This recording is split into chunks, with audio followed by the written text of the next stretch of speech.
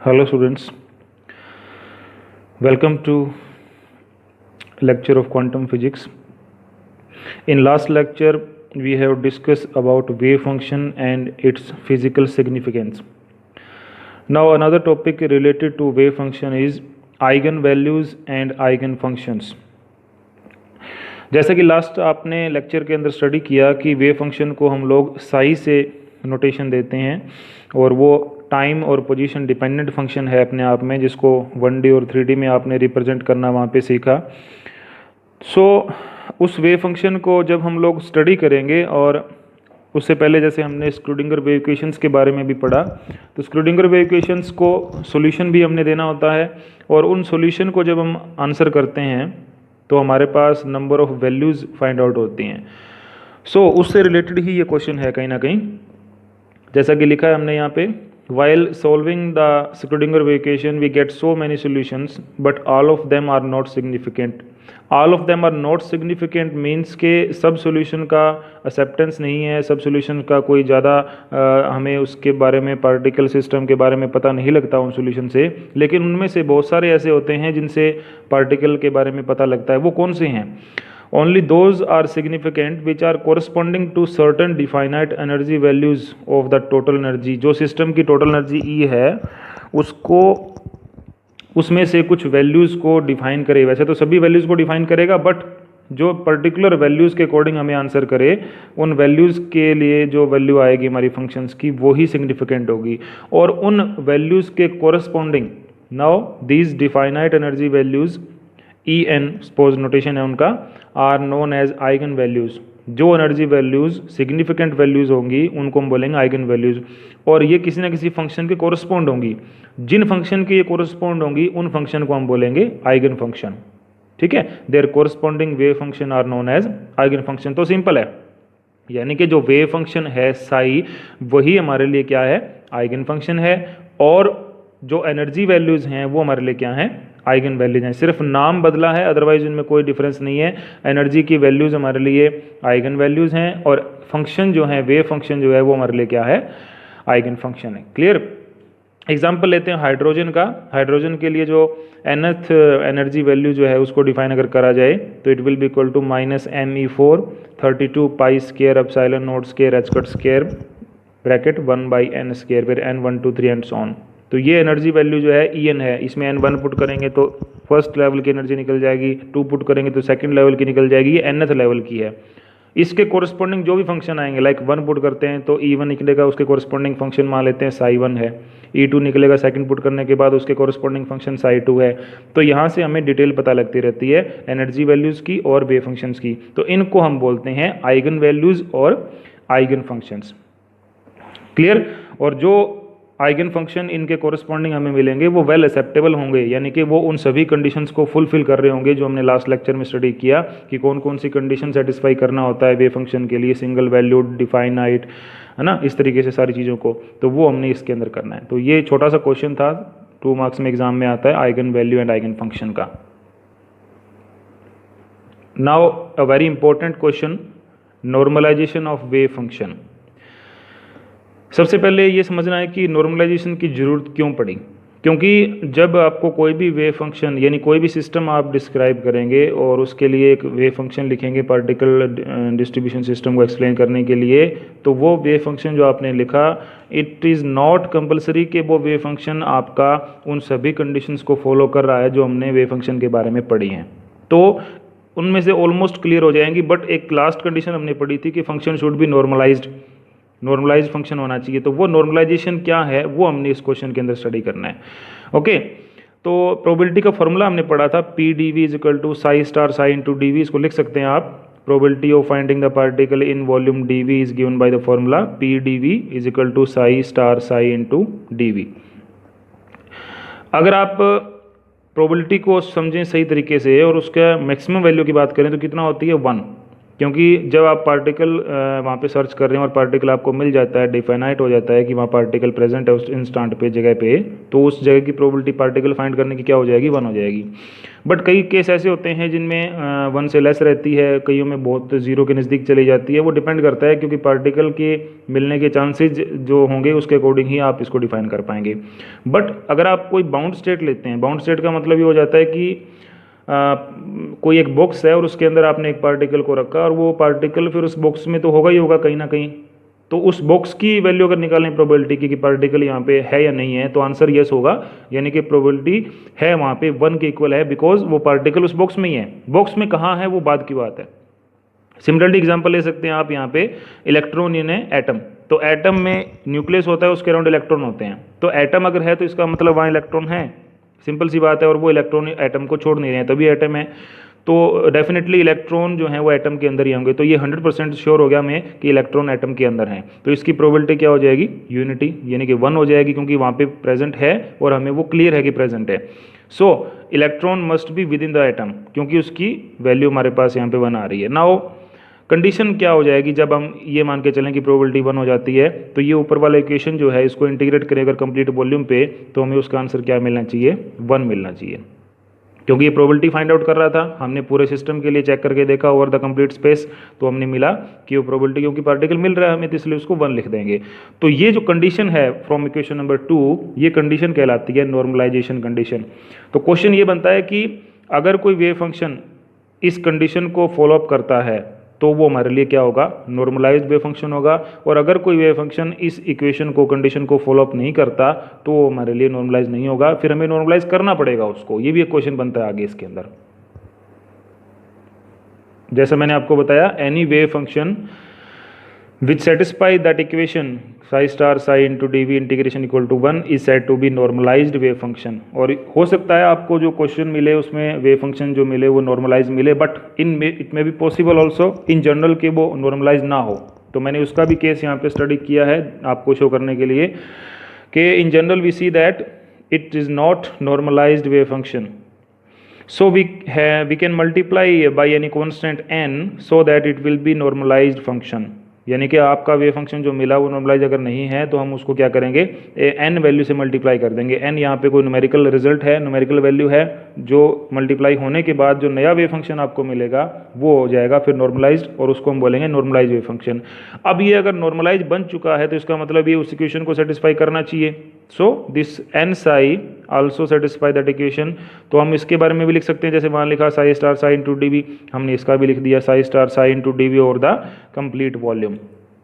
तो psi star psi into D v over the complete volume must be equal to 1, क्योंकि ये normalise wave function है और ये उस कंडीशन को फॉलो कर रहा है। तो इसकी वैल्यू जो है वो 1 आती है। सो अगर आपको नहीं पता, कोई क्वेश्चन मिल जाता है न्यूमेरिकल फॉर एग्जांपल, उसमें आपसे पूछ लेता है कि ये वेव फंक्शन नॉर्मलाइज है या नहीं है, तो सबसे पहले तो आप ये कंडीशन चेक करके देखेंगे कि इंटीग्रेशन की वैल्यू 1 आती है या नहीं आती। इन केस अगर वो वैल्यू नहीं आती तो फिर आपसे पूछता है कि क्या किस कांस्टेंट से मल्टीप्लाई करें, या नॉर्मलाइजेशन कांस्टेंट क्या होगा, यानी इस n को हम नॉर्मलाइजेशन कांस्टेंट बोलेंगे। उसकी वैल्यू निकालने के लिए आप इस इक्वेशन को यूज़ करेंगे फिर, क्योंकि यहाँ पे हमने n जो है वो न्यूमेरिकल रिजल्ट दिया है, तो कॉन्जुगेट यहाँ पे अप्लाई करेंगे तो दिक्कत नहीं आएगी, ये n बाहर आ जाएगा, psi star psi into D V equal to 1। अब अगर ये नॉर्मलाइज होता है फिर तो ये वैल्यू 1 बन जाती है, कोई दिक्कत नहीं है, n भी 1 बन जाएगा। बट अगर ये नॉर्मलाइज नहीं होता है तो n की वैल्यू आ जाएगी हमारे पास। जो भी रिजल्ट आपको मिलेगा यहाँ से वो रिजल्ट हमारे लिए क्या होगा, n का रिजल्ट होगा। यानी हम इस तरीके से नॉर्मलाइजेशन कांस्टेंट को भी कैलकुलेट कर सकते हैं और कोई भी फंक्शन को नॉर्मलाइज बना सकते हैं। क्लियर? तो ये क्वेश्चन था हमारा नॉर्मलाइजेशन का। उससे मिलता जुलता क्वेश्चन है next, orthogonality of wave function. यानी फंक्शन जैसे नॉर्मलाइज्ड है उसको बोलते हैं नॉर्मलाइज्ड वेव फंक्शन, उस तरीके से हम यहाँ पे ऑर्थोगोनल वेव फंक्शंस भी डिफाइन कर सकते हैं। बट थोड़ा सा इसमें एक ट्रिकी है, ध्यान रखना है कि नॉर्मलाइज जो है वो पर्टिकुलर एक फंक्शन के लिए ही बोला जाता है, लेकिन ऑर्थोगोनल जो है वो 2 फंक्शंस के बीच में रिलेशन डिफाइन करा जाता है। मैंने लिखा भी है, orthogonality is defined for 2 different wave functions, है ना। The eigen functions corresponding to different eigen values are orthogonal to each other. यानी ऐसे वेव फंक्शन जो अलग अलग आइगन वैल्यूज के कॉरस्पॉन्डिंग होंगे वो क्या होंगे, एक आपस में ऑर्थोगोनल होंगे। तो याद रखना इस चीज़ को कि ऑर्थोगोनलिटी जो है वो दो अलग अलग वेव फंक्शंस के लिए लिखी जाती है, नॉर्मलाइजेशन जो है वो पर्टिकुलर एक वेव फंक्शन के लिए लिखी जाती है। क्योंकि आपने वहाँ साई स्टार साई लिखा तो साई स्टार साई वो उसी का कॉन्जुगेट है साथ में, बट यहाँ पे आप जब कंडीशन लिख रहे हो तो आप साई आई और साई जे ले रहे हो, मतलब वो साई आई अलग है साई जे अलग है। और मैंने यहाँ पे लिखा भी है कि i not equal to j है। In case i equal to j हो जाएगा तो वो कंडीशन हमारी जो साई आई साई जे की बजाय साई आई बन जाएगी, मतलब आप उसी में चले गए दोबारा नॉर्मलाइजेशन में और उसकी वैल्यू जीरो आ रही है तो वो फिर गड़बड़ हो जाएगी वहाँ पे। तो ये आपने याद रखना है कि जब आपके पास इसकी वैल्यू, क्योंकि जीरो नहीं होगी, इनकी इसकी वैल्यू कुछ फाइंड आउट होगा, हमें वहाँ पे वैल्यू 1 आनी चाहिए इन केस अगर आई इक्वल टू जे हो जाता है। But i not equal to j है तो हम लोगों ने ये कंडीशन लेट करके चलनी है कि psi I star psi J D v over the complete volume integration और psi j star psi i, ये दोनों तरीके से पॉसिबल है। इक्वल टू जीरो अगर आता है तो ये बन गया आपकी ऑर्थोगोनल कंडीशन। अगर कोई दो वेव फंक्शन इस तरह की कंडीशन को सेटिस्फाई करते हैं तो हम कह सकते हैं कि वो आपस में ऑर्थोगोनल हैं। क्लियर। अब इसका थोड़ा प्रूफ कर लेते हैं क्वेश्चन में, अगर लेंथी क्वेश्चन आ जाता है तो। नाउ प्रूफ के लिए हम लेट कर लेते हैं, let psi i psi j with the two eigen functions corresponding to eigenvalues e i और ई जे रिस्पेक्टिवली, यानी साई आई के corresponding energy value e i है, साई जे के कॉरस्पॉन्डिंग एनर्जी वैल्यू क्या है, ई जे है। ठीक है। तो टाइम इंडिपेंडेंट स्क्रूडिंग्रिफिकेशन मैंने लास्ट लेक्चर में आपको कहा भी था कि टाइम इंडिपेंडेंट स्क्रूडिंग्रिफिकेशन बहुत इंपॉर्टेंट है, उसका यूज़ हमने बारी बारी करना है। उसका जो मेन इक्वेशन था वो कुछ इस तरीके से था, del square phi plus 2m/h square E minus V phi equal to 0। अगर वेव फंक्शन आपका टाइम इंडिपेंडेंट है तो फाई की जगह पे साई लिखा जा सकता है, देयर इज़ नो प्रॉब्लम। तो हम लिख सकते हैं del square psi plus 2m/h square E I V minus V psi I equal to 0, ये हो जाएगी फर्स्ट के लिए। सेकंड के लिए लिखी जा सकती है, करना क्या है, आई की जगह पे जे करना है, बाकी सब सेम आएगा। वी हमारे पास पोटेंशियल फंक्शन है जो कि एक तो कॉम्प्लेक्स नहीं है, रियल नंबर वैल्यू है, और दूसरा वो हमारे लिए फंक्शंस की वैल्यू से इंडिपेंडेंट होता है, क्योंकि हमने पोटेंशियल जो है वो अप्लाई करना होता है बाहर से या प्रोवाइड करना होता है, तो वो इंडिपेंडेंट रहेगा कि कौन से पार्टिकल पे जा रहा है, वो सब पे जाएगा, तो सबके लिए सेम है। और आई जो है वो एनर्जी लेवल की वैल्यू है एनर्जी, तो वो डिपेंडेंट रहती है कि कौन से की बात की जा रही है, ith पार्टिकल की बात कर रहे हैं या jth पार्टिकल की बात कर रहे हैं। सो दैट के आई ई आई कॉरस्पॉन्डिंग रहेगा, यहाँ पे E J corresponding to psi J रहेगा। डन। नाउ अब मैथमेटिकल कैलकुलेशंस करने हैं हमने। Taking complex conjugate of the equation number 2 we get, complex conjugate में क्या होता है, आपने स्टार अप्लाई करना है, डेल स्केयर पे नहीं लगेगा, साई आई पे लग जाएगा, लगा दिया। 2m/h स्केयर पे नहीं लगेगा, ई आई माइनस वी पे लगाना है, तो ई आई पे लग गया, वी पे नहीं लगा क्योंकि मैंने बोल दिया ये एक रियल वैल्यू है। साई आई पे अगेन लग जाएगा, psi I star equal to 0। Complex conjugate आप कर लेना, मैथमेटिकल पार्ट का क्वेश्चन है, उसके अंदर आप देखते हैं कॉम्प्लेक्स फंक्शंस के रिजल्ट्स जो हैं वो सिंबल साइन के चेंज होते हैं कॉम्प्लेक्स कंजुगेट लेने के बाद में। क्लियर। तो ये आपको वहाँ पे करने को मिल जाएगा। अब क्या कहता है कि जब आपने इक्वेशन नंबर 2 को मल्टीप्लाई कर लिया, कॉम्प्लेक्स कंजुगेट ले लिया, तो इक्वेशन नंबर 4 डेवलप हो गया। अब जो 3 और 4 है उनको आपने रिलेट करना है, मल्टीप्लाई करना है 3 को साई आई स्टार से, तो इस इक्वेशन को साई आई स्टार से मल्टीप्लाई कर देना, साई जे से मल्टीप्लाई करना इस इक्वेशन को। अब इसको ट्रिकी है, थोड़ा याद रह जाएगा, क्योंकि यहाँ साई जे है साई आई नहीं है, बट स्टार भी लेके आना है, तो याद रह जाएगा थर्ड को कौन से मल्टीप्लाई करना है, साई आई स्टार से मल्टीप्लाई करना है। साई जे यहाँ पे नहीं है, साई आई है, स्टार भी है, तो अब स्टार नहीं लगाना जे को, सिर्फ साई जे से मल्टीप्लाई करना है। ये दोनों को आप साई आई साई स्टार से मल्टीप्लाई कर लेंगे, तो साई जे से मल्टीप्लाई करेंगे 4 को और साई आई स्टार से मल्टीप्लाई करेंगे 3 को। देन हमारे पास ये नंबर 5 और नंबर 6 आ जाएंगी, psi star del square psi J plus 2m/h square E J minus V psi I star psi J equal to 0, again psi J del square psi I star plus 2m/h square E I star minus V psi I star psi J equal to 0। Clear. Number 5 और number 6 बन जाएंगी। So now अब number 5 और number 6 बनने के बाद में आपने मैथमेटिकली ये सारा सब्ट्रैक्ट करना है 6 को 5 में से, तो 6 पहले आपने 5 लिख लेनी है, फिर 6 लिख लेनी है माइनस साइन अप्लाई करके, फिर इनको रीअरेंज कर लेना है, ये फंक्शन अलग बन जाएगा, ये अलग बन जाएगा। क्लियर। अब करना क्या है, क्योंकि हमने वो कंडीशन सेटिस्फाई करानी है, तो उस कंडीशन में देखा था आपने इंटीग्रेशन था, तो आप अब इस पर इंटीग्रेशन अप्लाई करेंगे। On both side integration apply करेंगे और over the complete space volume system apply करेंगे। तो इंटीग्रेशन आपने अप्लाई कर दिया, डी भी है तो उसमें जैसे मैंने 3 दिखा दिए for D X D Y D Z, otherwise आप 1 दिखा सकते हैं, कोई दिक्कत नहीं है। तो यहाँ पे साई आई star del square psi j minus psi जे डेल स्केयर साई आई स्टार इंटू डी वी, इसका इंटीग्रेशन हो गया, प्लस जो दूसरी टर्म थी ऊपर 2m by H cut square E J minus E I star, ये इंटीग्रेशन से बाहर रहेगी बिकॉज ये इंडिपेंडेंट है वॉल्यूम से, और इंटीग्रेशन में आ जाएगा साई आई star psi j into D v, है ना। तो ये इक्वेशन आपको यहाँ पे मिला। अब इस इक्वेशन को ध्यान से आप देखें तो ये जो फर्स्ट टर्म है ये क्या है कि ये डाइवर्जेंस है। डेल स्केयर को आप कॉमन कंसिडरेशन में लेके बाहर ले आ सकते हैं, तो ये डेल डॉट समथिंग बन जाएगा, इस तरीके से ये भी डेल डॉट समथिंग बन जाएगा। तो ये डेल डॉट के अंदर जो टर्म है वो तो पड़ी रहेगी, बाकी आप इसको हटाकर क्योंकि ये वॉल्यूम इंटीग्रेशन है और हमने गोज डाइवर्जेंस थ्योरम को स्टडी किया हुआ है, उसके अकॉर्डिंग हम उसको क्लोज सरफेस इंटीग्रल में कन्वर्ट कर सकते हैं। तो क्लोज सरफेस इंटीग्रल में कन्वर्ट कर लेंगे इसको हम, ठीक है। तो वो यहाँ पे आ जाएगा साई आई star del psi j minus psi जे डेल साई आई स्टार और into D S over the complete में सर्कल लगा दिया, इसका मतलब है क्लोज सरफेस इंटीग्रेशन। ओके, और ये रहेगा as it is 2m by H cut square E minus V psi I star psi J equal to 0, इसका रिजल्ट जो है वो आ जाएगा, ठीक है। तो ये इक्वेशन आपने यहाँ पे करनी है। नाउ इसके बाद में आपने क्या करना है, इस इंटीग्रेशन की वैल्यू हम सोल्व करेंगे, इसकी भी सोल्व करेंगे, देखेंगे कौन सा 0 आता है। तो हमें ये मिलेगा कि ये वैल्यू 0 आएगा, वो कैसे हैं वो देखिए।